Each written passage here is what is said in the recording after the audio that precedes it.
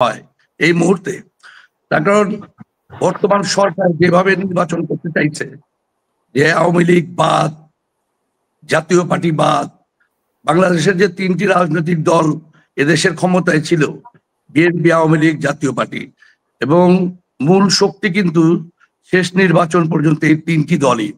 তো অতীতের যে নির্বাচন হয়েছে সেই নির্বাচন যদি আমরা দেখি, তাহলে 88 নির্বাচন এরশাদ সাহেবের সময়, 96 সালে বেগম জিয়ার সময় একটি ফেব্রুয়ারিতে নির্বাচন হয়েছে, 14, 18, 24 এই নির্বাচনগুলোতে কোনো দলকে কিন্তু ব্যান করা হয়নি।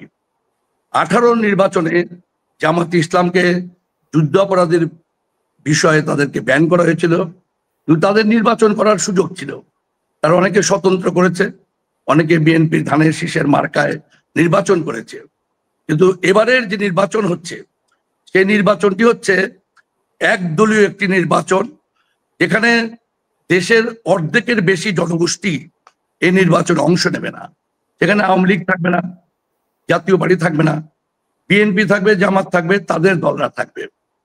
এবং এমন একটা পরিস্থিতিতে নির্বাচন হতে যাচ্ছে যেটা আগামী প্রজন্ম এই নির্বাচনকে একটি দেশের ইতিহাসের সবচেয়ে কলঙ্কিত নির্বাচন বলেই আখ্যায়িত করবে।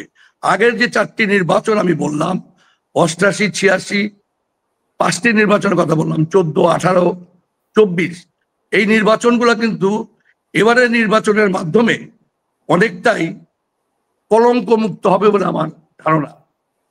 এখন যে প্রেক্ষাপট, এই প্রেক্ষাপটে ইউনূস সাহেবের অধীনে নির্বাচন করা কি সম্ভব?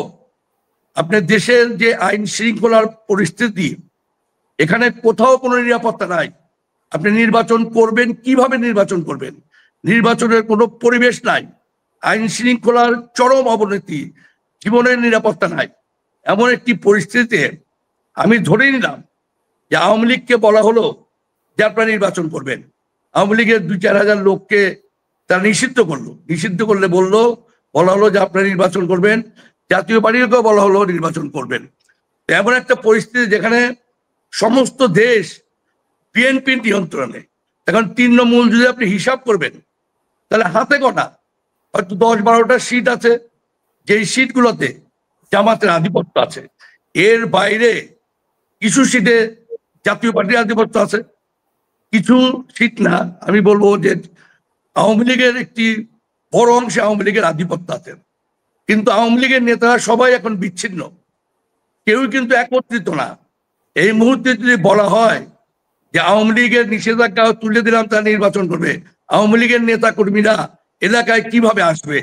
তাদের পক্ষে কি আদৌ বিএনপির এই শক্তিশালী যে একটি অবস্থান, এই অবস্থানের মাঝখানে যেখানে নিরাপত্তা নাই, তারা কি এসে দাঁড়াতে পারবে, নির্বাচন করতে পারবে? তারেক রহমানের নাই, তাদের নেতাই নাই, তাহলে তারা কিভাবে শক্তিশালী হলো? কাদের নেতা নাই? বিএনপি তো অনেকেই বলছে যে বিএনপি তো নেতাই এখনো লন্ডন থেকে যায়নি। বলো, বিএনপি, আওয়ামী লীগ এই দুইটি দল হলো বাংলাদেশে অর্ধেক একরকম ভোট, অর্ধেক জনগোষ্ঠী, মাঝখান দিয়ে হয়তো 20-25% আপনি বাদ দিতে পারেন। সেখানে তার অর্ডারই যথেষ্ট, নেতার উপস্থিত হওয়ার কোনো প্রয়োজন নাই। এখানে শেখ হাসিনারও উপস্থিতির প্রয়োজন নাই, তারেক জিয়ারও উপস্থিত হওয়ার কোনো প্রয়োজন নাই। তাদের অর্ডারই যথেষ্ট, তারা এত বেশি শক্তিশালী। এবং এইখানে আমি যে অবস্থা দেখতেছি, যে আওয়ামী লীগকে যদি বলাও হয় এই মুহূর্তে যে আপনারা নির্বাচনে আসেন, আওয়ামী লীগ নির্বাচনে আসতে পারবে না। তার কারণ হচ্ছে যে তারা কোথায় এসে দাঁড়াবে? একটা যে এলাকায় তারা যাবে সেখানে তো তারা বিএনপির বাধার সম্মুখীন হবে। বিএনপির সংবদ্ধ একটি দল, তারা সবাই কিন্তু বাধার সম্মুখীন হবে না জনগণের বাধার সম্মুখীন হবে। আওয়ামী লীগের বিশাল মাঠের মাঝখানে কোথায় যাবে? যেখানে আসবে সেখানেই তো তারা প্রতিবন্ধকতার সৃষ্টি হবে। সব তো আর গোপালগঞ্জ না যে সেখানে তারা সহজেই চলে আসতে পারবে। তো সব জায়গায় এসে আওয়ামী লীগ নির্বাচন করতেও পারবে না, কেননা যে সরকার আছে সেই সরকারের যে পুলিশ বাহিনী, সেই পুলিশ বাহিনীও কিন্তু এই মুহূর্তে যে অবস্থান, আওয়ামী লীগ চলে আসে আর যদি মারামারি তো হবেই, সেখানে পুলিশও কিন্তু আসবে না, পুলিশও অফ থাকবে, স্টপ থাকবে, পুলিশ কারো নিরাপত্তা দিতে আসবে না। তার কারণ সেনাবাহিনী তো এখন নিরাপত্তা দিতে পারতেছে না, পুলিশ আর কি নিরাপত্তা দেবে। তো এমন একটা ভয়ঙ্কর পরিস্থিতি ইউনূস সাহেব তৈরি করেছেন অলরেডি। ইউনূস সাহেব থাকা অবস্থায় এই দেশে নির্বাচন হওয়া সম্ভব না। এখন লেভেল প্লেইং ফিল্ড এখানে নাই, লেভেল প্লেইং ফিল্ড যেখানে নাই সে নির্বাচন দেবেন কোথায়? আমি ধরে নিলাম আওয়ামী লীগ আসবে না, জাতীয় পার্টি আসবে না, আমি চ্যালেঞ্জ দিচ্ছি এমন একটা পরিস্থিতিতে যদি নির্বাচন হয়, অন্যান্য দল তো বাদ দেন, সব দল মিলে একটা সিট পাবে না।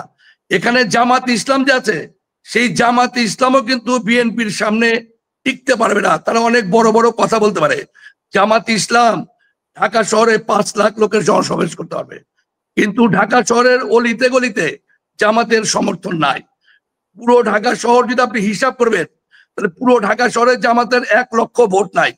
আমি ঢাকা 7-এর বাসিন্দা, ঢাকা 7-এ জামাতের সর্বশেষ ভোট ছিল 3-3.5 হাজার, এখানেও কিন্তু অত বেশি লোক নাই। তো সেই প্রেক্ষাপটে জামাতও কিন্তু যত বড় বড় কথাই বলুক, জামাতও বিএনপির সামনে তারা আগামী নির্বাচনে যদি জাতীয় পার্টি আওয়ামী লীগ না আসে, এই নির্বাচনে তারা দাঁড়াতে পারবে না। আমি আমার চেয়ারম্যান জিএম কাদেরকে অনুরোধ করেছি যে দেখেন, যদি ইউনূস সাহেবের অধীনে নির্বাচন হয়, সেই নির্বাচনে আপনি অংশ নিয়েন না। তার কারণ এমন একটা পরিস্থিতি, সেখানে জাতীয় পার্টির ক্যান্ডিডেট দাঁড়াইতে পারবে না।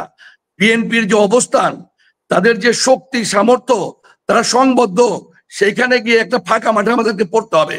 তখন নির্বাচনের কোনো পরিস্থিতি ইউনূস সাহেবের নাই। ইউনূস সাহেব সেই অবস্থান তৈরি করেনি। অনেক আশা, অনেক স্বপ্ন নিয়ে আমি ব্যক্তিগতভাবে জুলাই আন্দোলনের সমর্থন করেছি 10ই জুলাই, এবং 3রা জুলাই আমাদের জিএম কাদের সাহেব সমর্থন করেছিল অনেক আশায় বুক পেতে। তখন আমি 4 আগস্ট আমার অনেকগুলো লোকের সামনে আমি বলেছিলাম যে আওয়ামী লীগের পতন হলে আমার কাছে ভালো লাগবে, আমার দেখতে মন চায়। তার কারণ গত 16 বছর শুধু আওয়ামী লীগ দেখতে দেখতে আমি ফেড আপ হয়ে গেছি। তাদের আত্মহংকার, তাদের গরিমা, তাদের দাম্ভিক্য, তাদের অত্যাচার দেখতে দেখতে আমি ফেড আপ। আমি দেখতে চাই তাদের পতন হলে কি অবস্থা হয়। কিন্তু